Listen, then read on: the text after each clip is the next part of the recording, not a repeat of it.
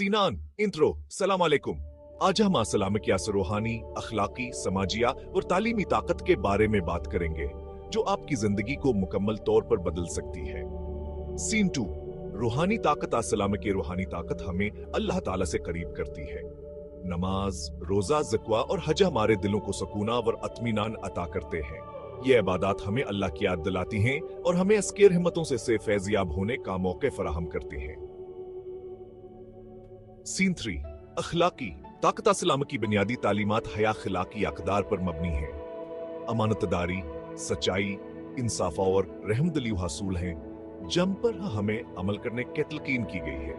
अनाखिलाकी अक़दार की पीरवे से मुआशरे में अमन सुकून और भाईचार कायम होता है। सीन 4 समाजी ताकत। अस्लाम हमें मुसावता, भाईचारे का दर्स देता है।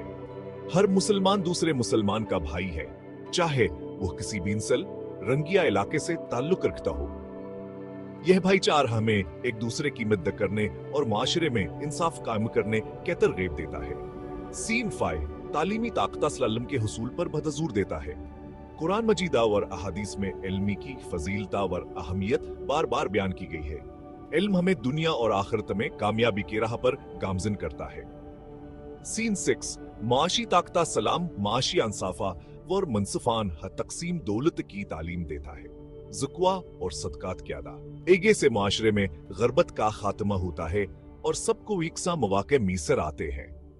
सीन 7 आइली ताकत अस्लाम खानदानी रिश्तों को मजबूत बनाने और उनमें मोहब्बत वल्फत परवान चढ़ाने की तलकीन करता है। वालिदीन, बहन भाइयों और रिश्तेदारों के हकूक की अदायगी पर बेहद जोर दिया गया है ताकि माशरे में मजबूत खानदानी निजाम कायम हो।